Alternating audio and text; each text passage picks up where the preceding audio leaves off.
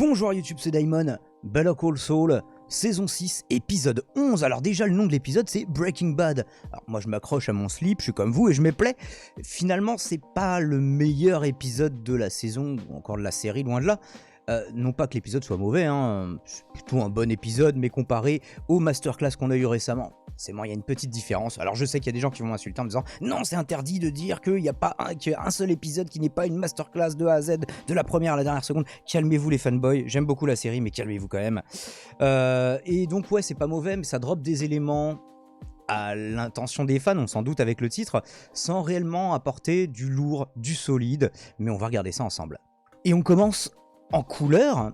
On était habitué à voir des intros en noir et blanc dans les épisodes 1 des saisons avec Gene Takovich. Là c'est l'inverse, maintenant que le focus est sur Gene, eh bien ce sont les intros qui sont en couleur. Enfin il n'y a pas de règle, hein, puisque c'était pas le cas de l'épisode 10. On voit donc des inserts sur plusieurs objets, sur plusieurs personnes, une personne qui a l'air attachée, cagoulée.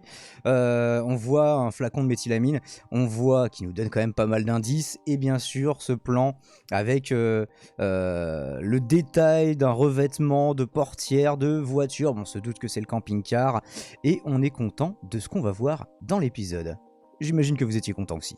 Alors, le générique nous fait toujours des glitches, alors pas exactement pareil que lors du précédent épisode. Le côté VHS, c'est quelqu'un qui m'a fait la remarque, ouais, plutôt qu'un écran bleu d'un bug informatique, c'est plus les VHS, et c'est vrai que là les petites bandes qu'on voit défilantes, justement tous les glitches évoquent le manque de fidélité de la technologie à l'époque pour restituer une image nette et sans bavure. Évidemment, effet que certains recherchent aujourd'hui, hein, on met souvent des effets VHS, les youtubeurs le font beaucoup sur leurs vidéos, tout comme vous savez dans le Lofi, on fait exprès de dégrader le son. C'est justement Florent Garcia qui avait fait une super vidéo, je commence le hors-sujet alors que j'ai 3 pages de notes, c'est n'importe quoi, qui a expliqué qu'on dégrade le son exprès pour qu'il fasse un peu sale, parce que ça fait appel à des sonorités auxquelles on a l'habitude. C'est pareil pour le 24 images au cinéma. Pourquoi quand on voit 60 images par seconde, on a l'impression que c'est un téléfilm allemand, pourtant c'est plus fluide? C'est simplement une habitude de quelque chose d'une moins bonne qualité, mais qui fait l'effet inverse sur le cerveau humain. On associe ça à une image plus classe, une image de cinéma, c'est mieux que l'image d'un téléfilm. Donc si 24 images par seconde égale image de cinéma, 24 images par seconde égale plus classe. Pourtant c'est contre-intuitif. On arrête leur sujet? Ok. On continue les inserts après le générique. Regardez comme même la crasse est classe. C'est bizarre à dire, mais c'est vrai. C'est peut-être le noir et blanc qui fait ça. D'ailleurs, on remarque la marque Frigidaire, justement. Frigidaire qui donne le mot frigo. Hein. À la base, frigo, c'est, vous savez, c'est les mots issus d'une marque comme passe-moi ton Blanco, on disait quand on était gamin dans le sud de la France. Il paraît, hein, nous on disait passe-moi ton effaceur. Ou passe-moi ton Tipex. Non, voilà, justement, passe-moi ton Tipex. Tipex, c'est une marque, alors qu'il fallait dire, on avait un prof qui venait du sud qui disait non, il faut pas dire la marque, il faut dire Blanco. Il avait raison quelque part. Et je continue leur sujet là. Bref, en fait c'est Francesca qui, on est étonné, Francesca, qu'embrouille de jeunes hommes sur la tenue déplorable de leur appartement, qui soupçonnent qu'ils ont repris la drogue. Est-ce que c'est vraiment très important ou pas?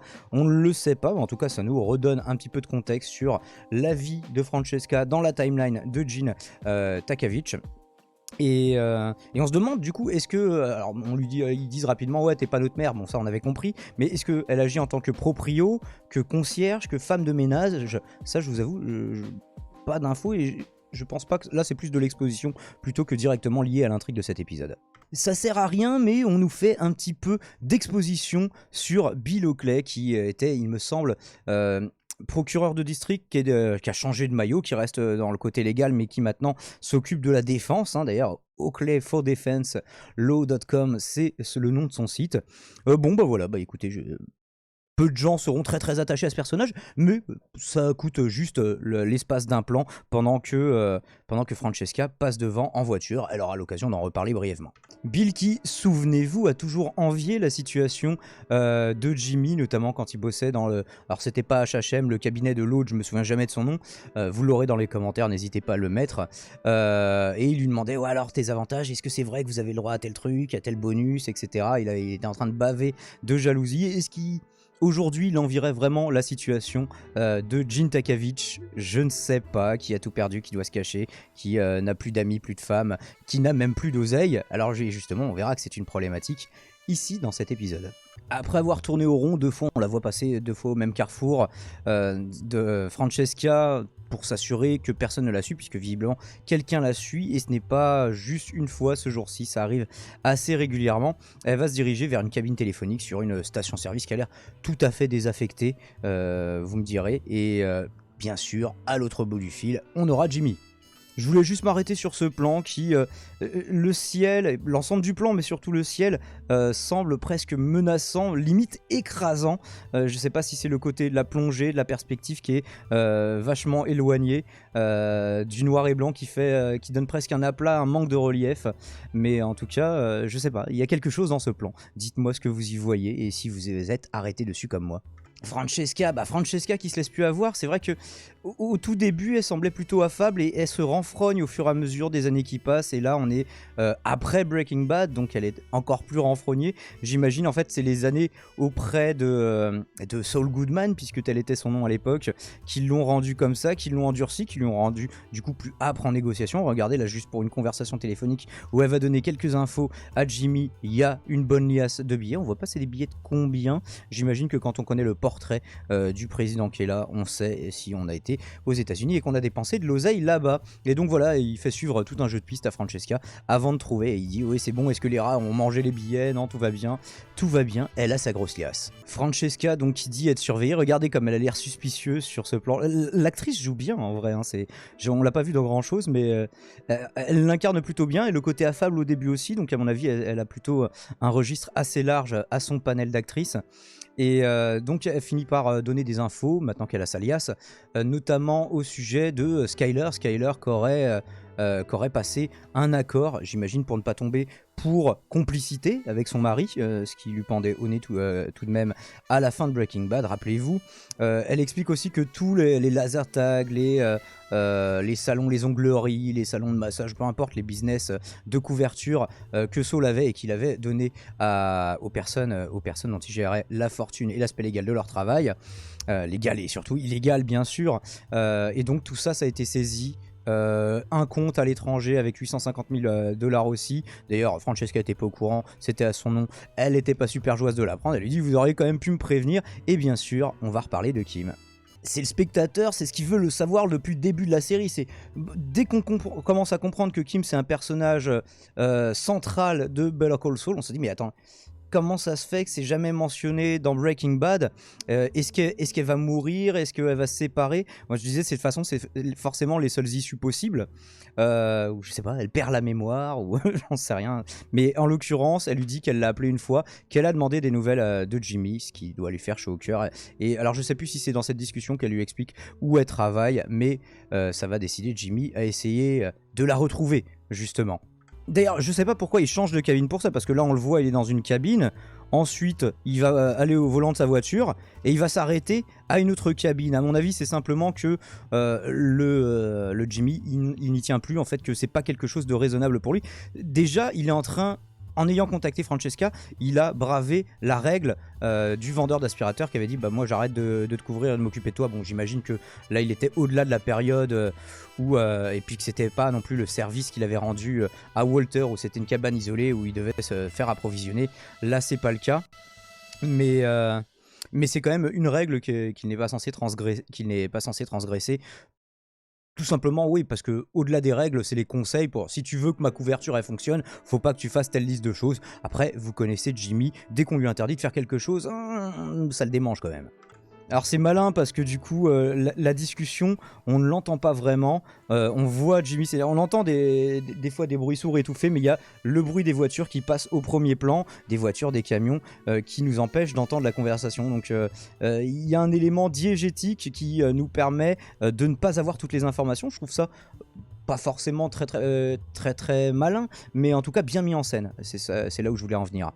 Bon, et Jimmy, c'est pas quelqu'un de très violent avec les gens, parce que bon, il a pas non plus un pouvoir de menace très grand, mais envers les cabines téléphoniques, on voit qu'il fait preuve de maltraitance. On imagine qu'il y a eu des mauvaises nouvelles. On entend le début de la conversation où il dit oui, passez-moi telle entreprise, je connais quelqu'un qui travaille là-bas. On imagine bien que c'est Kim, et on sait pas, est-ce qu'elle ne travaille plus là-bas? Est-ce qu'on refuse de lui passer l'énervement dont il fait preuve? J'imagine que ce serait de la tristesse s'il avait appris son décès. mais là c'est vraiment de la colère. Donc je ne sais pas, peut-être que c'est justement une des phases d'acceptation, vous savez, les phases du deuil quand on a perdu un proche, que au téléphone il était encore dans la négociation et que là c'est la phase de la colère. Peut-être que c'est ça, là j'y pense en même temps que vous. Qu'est-ce que vous en pensez justement? Pourquoi cette réaction de colère de la part de Jimmy? Alors que, souvenez-vous, dans le dernier épisode, Gene avait été très très lourd avec Jeff. Enfin bon, du coup, pas besoin de le dire Gene parce qu'il connaît sa véritable identité. Il lui avait fait dire, ouais c'est bon, we're down, ce coup c'était un coup d'une fois, ça ne recommencera pas. Et bien Jeff a la surprise de le retrouver dans le salon de sa mère, encore une fois. Et donc c'est bien ça, il prépare un nouveau coup et il a besoin de Jeff qui a l'air assez étonné, il trinque à ça. Jeff, qu'on voit au niveau de l'éclairage, avoir le visage scindé en deux, regardez bien, véritablement par le milieu, comme si son personnage hésitait résolument entre ombre et lumière. Par contre, de ce qu'on voit de Jimmy alias Gene, il n'incarne que l'ombre qui est dans le coin gauche de l'écran. Peut-être que c'est voulu, peut-être que c'est moi qui fais une surlecture de la chose. Jimmy qui est contraint, alors qui a une justification quand même, qui a un mobile pour agir au-delà de ouais ça me manque d'être un arnaqueur, c'est justement le gel de tous ses avoirs, enfin le fait que tous ses avoirs aient disparu, que ce soit ses possessions matérielles, son argent en physique, son argent en virtuel sur des comptes offshore, et tout ce qu'on a vu dans la discussion avec Francesca. Après avoir démontré qu'il craint toujours autant au karaoké, à moins qu'il fasse exprès de craindre au karaoké, mais vu que la dernière fois qu'on l'avait vu s'y a donné, c'était certes bourré, mais c'était avec son frère, donc je vois pas trop l'intérêt. Peut-être que pour donner à l'occasion à son frère de briller et qu'il l'apprécie un peu plus, bref, c'est pas une review de la saison 2 ou 3. Et on le voit rendosser son personnage de Victor with a K, rappelez-vous, avec un K, et accoudé au bar avec probablement son dernier pigeon. Alors ce qui est amusant, c'est que c'est le mec de gauche qui croit pigeonner Jimmy, et pas l'inverse, et Jimmy joue très très bien le jeu. On voit qu'il fait semblant de boire, il a tout un système de pompe avec son tuyau pour bourrer la gueule de son pigeon sans lui-même avoir à boire. Il n'allait pas jusqu'à de telles extrémités à l'époque, il se bourrait vraiment la gueule avec, nous on se souvient, de la tequila qui valait très très cher. Zafiro, je sais pas, là c'est pareil, encore une composition du cadre sympa, mais j'en ai relevé une encore mieux plus tard dans l'épisode, toujours dans ce bar. Donc un système ingénieux, peut-être un petit peu trop ingénieux par rapport à ce qu'il essaye de faire, mais il joue bien le truc, c'est-à-dire qu'il boit toujours la dernière gorgée en mode allez hop, tu sec, mais il garde simplement sa main sur le dessus, ce qui fait plutôt crédible. Il y a des gens qui sont comme ça avec leur verre, ne serait-ce que par peur de voir quelqu'un y mettre des drogues. Actuellement, il paraît que c'est quelque chose qu'il faut craindre cet été. Enfin bref, du coup, le pigeon de Jimmy, c'est un joueur compulsif. Le mec veut faire des paris débiles sur tout, et il gagne à chaque fois, ou peut-être que pour le mettre en confiance, Jimmy le laisse gagner, plus vraisemblablement. Le pigeon complètement blayette, complètement bourré, appelle un taxi. D'ailleurs, Jimmy fait semblant de faire de même, mais il lui dit vas-y, ils font même un pari pour qui prendra le premier taxi. Et évidemment, Jimmy, de toute façon, à la limite, c'est marrant parce qu'il y a un enjeu, c'est que bon, il sait que l'autre prépare quelque chose, il dit vas-y, garde ce paquet d'allumettes sans le faire tomber. Et on se doute qu'il va tenter quelque chose, mais au cas où il le laissait vraiment gagner le dernier pari, en fait Jimmy n'avait pas du tout intérêt à le gagner, donc comment est-ce qu'il se serait débrouillé pour le perdre s'il n'avait pas enflammé la boîte d'allumettes, je ne sais pas. Donc c'est évidemment Jeff qui conduit le taxi, rappelez-vous c'est son métier, il lui fait d'ailleurs changer de rotation horaire pour pouvoir correspondre plus au créneau qu'il a fixé pour ses arnaques, et il va lui donner une bouteille d'eau. Le mec est complètement assoiffé et il dit ah vas-y c'est on the house, c'est compris dans la course, une bouteille d'eau probablement spéciale. La mienne est sans barbiturique, mais la sienne probablement pas. Et voilà, on l'entend parler de barbiturique un petit peu plus tôt, c'est le premier truc qu'on sait au sujet de ce plan. Alors c'est pour ça que Jimmy lui a fait, parce qu'à un moment il dit il nous faut plus de cacahuètes, il lui fait bouffer plein de cacahuètes pour qu'il ait soif encore plus, parce que l'alcool ça déshydrate, le sel ça déshydrate, le tout ça va vous donner une pâteuse de dingue, et au moment où vous allez arrêter de vous pochetronner la gueule, et bah une grosse bouteille d'eau ce sera le meilleur truc de votre life. un second complice qu'on appellera le collègue de Jeff, hein, je crois qu'on n'apprend jamais son nom. J'ai même regardé d'autres reviews où les personnes disaient l'ami de Jeff va rentrer pendant que le premier est dans les vapes chez lui, sachant qu'il y aura un scotch qui aura été collé sur la serrure pour éviter à la porte de se claquer et refermer. Enfin bon, c'est pas les portes comme chez nous, parce que moi, chez moi, quand je rentre chez moi, je prends la clé et je referme ma clé et je me rends compte si quelqu'un a mis du scotch. Bon, là, le mec est complètement bourré, fatigué, sous barbiturique et il va s'effondrer dans le canapé sans même atteindre son lit, sans même prendre le temps de se déshabiller. Donc il va prendre son portefeuille, il va commencer à tout prendre en photo, les cartes bleues, les cartes d'identité. Alors je me demandais si c'était pour alimenter un business de faux papiers, voire un business comme le vendeur d'aspirateurs, pour permettre à des gens d'avoir une nouvelle identité. Autre confirmation, là on voit sur les dates, ça expire en 2013. Donc pour les personnes qui me corrigeaient en disant bah non, ça ne se passe pas en 2020, moi je m'étonnais parce que ça a l'air d'être très longtemps après Breaking Bad, étant donné le vieillissement de Gene Takavich, qui d'ailleurs c'est le seul personnage, Jimmy, qui bénéficie d'un bon rajeunissement et vieillissement dans cette série et surtout dans cet épisode. On y reviendra. Bon, il photographie aussi tout un tas de documents bancaires, mais à la limite c'est anecdotique, vous avez compris. On ne va pas vraiment dans le détail de en quoi consiste l'arnaque. Mais on se doute, c'est aussi une des qualités de Better Call Saul, c'est que ça vient pas nous dire ah bon alors là en fait le plan c'est que petit Anne, en fait on va vous name drop des choses, on va vous montrer des inserts, c'est à votre cerveau de faire le lien et c'est même plutôt plaisant pour le spectateur qu'on le prenne pas trop par la main, il se sent plutôt valorisé de oui t'inquiète j'ai compris. Ça vous fait ça aussi? Moi je me sens intelligent. Sûrement à tort, diront toutes les personnes qui relèveront les erreurs factuelles qu'il m'arrive de commettre. Donc n'hésitez pas quand je dis des bêtises, simplement essayez de le dire gentiment dans les commentaires. J'ai 3 chaînes YouTube, donc je fais ce que je peux pour être le plus précis possible sur tous les sujets, mais c'est pas évident quand on est un touche-à-tout. Vous imaginez bien. Bon, alors par contre, il faut que quelqu'un m'explique ça. Pourquoi est-ce que le mec se pointe toujours avec son chien? Est-ce qu'il a une relation fusionnelle avec le chien? Est-ce que le chien est l'entrée et prévient si quelqu'un arrive? Oui, mais dans ce cas-là, il prévient en aboyant, donc il va juste réveiller le type.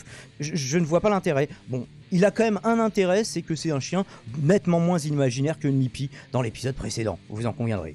Et de nouveau, à l'intérieur de l'épisode, flashback en couleur, donc les règles n'existent plus, à part justement cette règle du noir et blanc ou de la couleur pour figurer les différentes timelines. On voit que Jesse a visuellement plus vieilli, hein. C'était la remarque aussi qu'on s'était faite avec Tony en regardant Obi-Wan par rapport à Hayden Christensen dans le rôle de Anakin.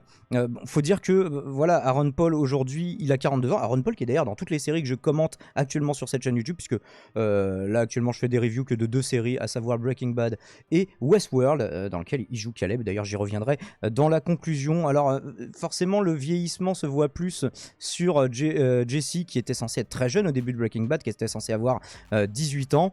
Et là, c'est quand même la période de la caravane, donc c'est le début de Breaking Bad. C'est la première saison, si je ne m'abuse. Première ou deuxième saison, je ne sais plus à quel moment exactement il s'en débarrasse. Et du coup, Bryan Cranston, le vieillissement se voit moins. Je vais essayer de vous faire des arrêts sur image de chacun. Ça se voit moins de chacun, je l'ai dit bizarrement d'ailleurs. Ça se voit moins. Bon, on voit qu'il a un certain âge, on voit qu'il est probablement plus vieux, notamment sur le côté du visage, le fait que ce soit moins tendu. Mais il était déjà censé avoir la cinquantaine dans Breaking Bad, du coup ça choque moins. En plus, il a son bonnet, vous savez, c'est les cagoules qu'ils avaient mis pour faire peur, enfin pour ne pas se faire reconnaître, et c'est un gros échec, par Saul Goodman, enfin celui qui pense toujours s'appeler Saul Goodman à ce moment-là. Ah, ici on a un plan où on les voit tous les trois, et Jimmy, je trouve que c'est celui qui est le mieux rajeuni finalement. Il suffit de lui rajouter des cheveux. D'ailleurs, il fera une vanne sur ses propres cheveux un peu plus tard dans l'épisode. Ouais, j'ai essayé de prendre des vitamines pour garder mes cheveux. J'ai essayé aussi d'ailleurs. C'est de la merde. Peut-être qu'il serait tombé plus vite, je ne sais pas. Écoutez, je n'en sais rien. Mais en tout cas, sur Jimmy, c'est sur lui que le rajeunissement fonctionne le mieux. Alors justement, le réalisateur de l'épisode s'est exprimé à ce sujet. Donc Thomas Schnauz, si j'ai bien noté, qui a expliqué donc leur apparence par cette citation que je partage avec vous, dont je vous mettrai le lien Allociné si j'y pense, et si je n'y pense pas, évidemment, dites-le moi, je le rajouterai en description. Nous ne faisons pas beaucoup de rajeunissement dans la série, nous avons mis un peu de maquillage sur leur visage, mais il n'y avait aucune chance qu'Aaron puisse ressembler à un gamin de 18 ans, l'âge qu'avait Jesse à cette époque. Alors il me semble que l'acteur en avait déjà 28, ceci dit, je vous dis ça de tête, n'hésitez pas à rectifier as always. Lorsqu'on regarde Better Call Saul, on oublie à quel point les personnages ressemblaient, à quoi les personnages ressemblaient, mais dès lors que l'on monte les scènes à la suite les unes des autres, on réalise, je vais y arriver, mais il est 6h du matin et j'ai bossé toute la nuit. Dès qu'on monte les scènes les unes à la suite des autres, on réalise par exemple à quel point Jonathan Banks, qui interprète Mike, que j'imaginais avoir la même tête que dans Breaking Bad, a changé d'apparence. Et c'est vrai que effectivement il a l'air plus vieux dans Better Call Saul alors que c'est un préquel, mais on se souvenait de lui déjà en mode un peu papy dans Breaking Bad, donc ça choque pas, à moins qu'on les mette côte à côte, évidemment, ce que le réal essaye d'expliquer ici. Allez, désolé si je bafouille un peu, je fais pas de montage, donc voilà, c'est le défaut de ce genre de format.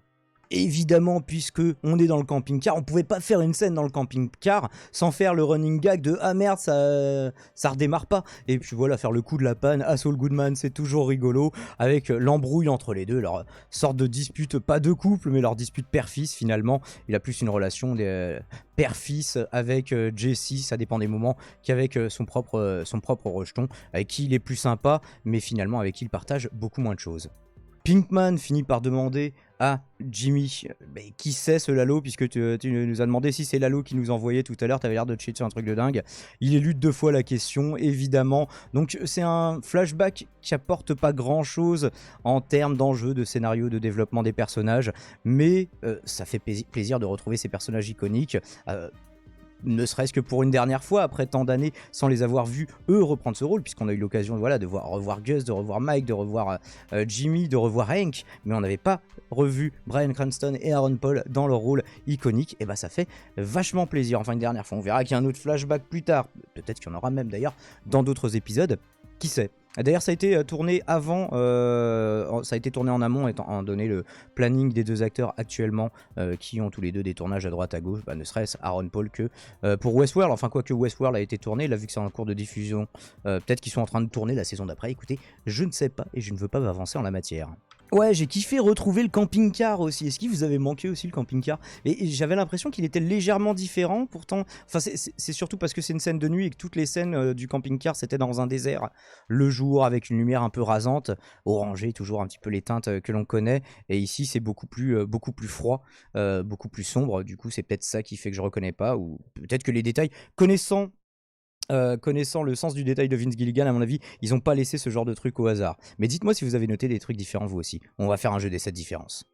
Ici, un fondu de la couleur au noir et blanc, où Jimmy, qui repose dans son lit, est aussi étendu avec la force du montage dans la tombe que Jesse et Walter avaient creusé pour lui. Est-ce qu'il lui avait fait creuser ? Je me souviens plus de ce détail, je veux pas dire de bêtises. Donc voilà, ouais, je trouve que là le fondu est plutôt malin. Je vous en mets une petite seconde, mais pas plus, parce que sinon après les robots de YouTube s'énervent. Jimmy qui va recevoir un colis dans le monde réel. Et le colis en question, vous imaginez bien ce que c'est le truc pour ses jambes qu'il utilisait tout le temps dans son bureau, évidemment, quoi d'autre. D'ailleurs je l'ai retrouvé sur Amazon si vous voulez que je vous le montre. Et voilà, behold, le Swing Master, évidemment. Alors je sais pas, parce qu'il disait qu'il avait des genoux faibles aussi, des mauvais genoux, have bad knees, donc peut-être que ça a un rapport avec ça aussi, que en plus de lui détendre les jambes, ça lui permet de ne pas trop souffrir de sa condition réelle, imaginée, je ne sais pas. On sait jamais avec Saul.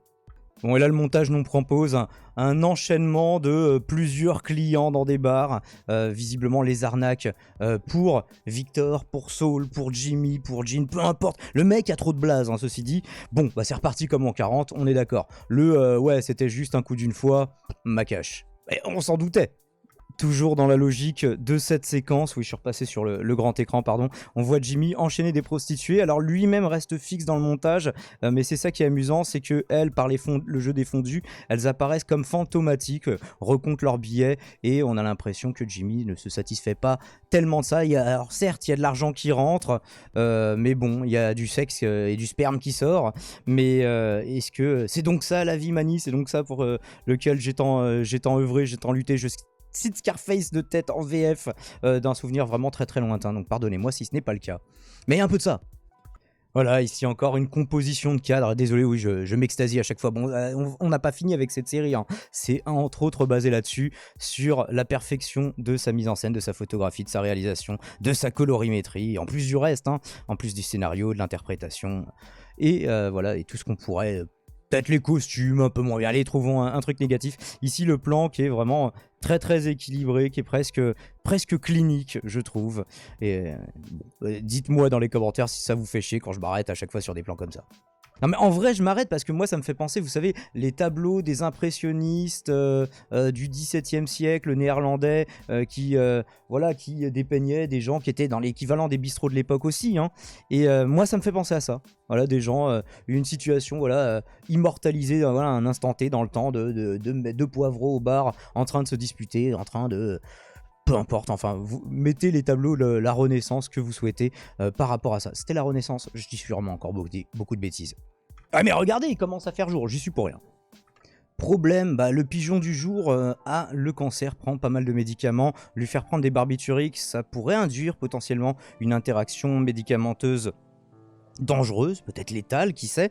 Alors on sait, le mec sous-entend qu'il a une forme grave et que bon, il dit pas s'il en a pas pour longtemps ou pas. Mais alors je sais pas, est-ce que c'est le danger justement que je viens de décrire d'interaction médicamenteuse? Est-ce que c'est le surplus d'amoralité du jour qui finalement finit par lui déplaire? Toujours est-il qu'on a l'impression que Jimmy voilà, ressent des émotions plutôt contrastées en voyant le taxi partir avec la personne qui sait souffrir de ce genre de problème de santé. Nouveau flashback, toujours en couleur, et cette fois c'est Mike qui rentre dans le bureau de Jimmy, qui est justement sur son Swing Master avec sa traditionnelle, sa classique oreillette Bluetooth. Oui, ça vieillit un peu, on voit plus des gens avec ça, maintenant ils ont des AirPods alors qu'est-ce qui fait micro dans l'AirPod? Bref, peu importe.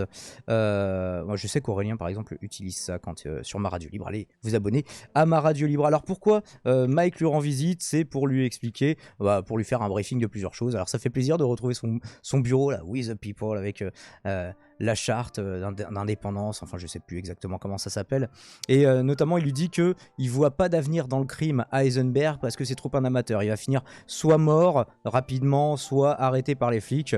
Bon, on verra que ça va prendre un petit peu de temps. Sur le coup, lui il dit, moi je crois en lui et je vois de l'argile que je peux modeler à ma guise, 77 kilos d'argile. Enfin j'aime bien quand il le formule, le côté un peu diabolique de Saul sur lequel on reviendra. Et est-ce que sur le coup c'est Mike qui a raison? Est-ce que sur le coup c'est Jimmy qui a raison? Parce qu'il finira par mourir, mais enfin il finira par mourir parce qu'il le veut bien, quelque part, parce que de toute façon il est condamné par son cancer. Il a réussi à s'échapper, il a réussi à changer d'identité, à fuir à l'autre bout du pays ou même de l'autre côté de la frontière. D'ailleurs, on apprendra que Jesse, on aura la confirmation que Jesse a réussi à passer la frontière canadienne. Tant mieux pour lui, on a retrouvé sa voiture en tout cas juste à côté, même si pour le moment on n'a pas de...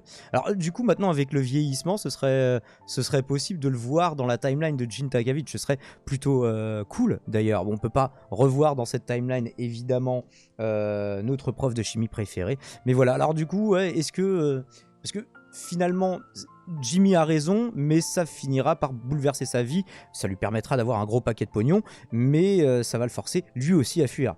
Donc est-ce qu'il regrette pas finalement? Est-ce qu'il aurait pas dû écouter Mike? La question se pose, je pense que c'est sûrement ça.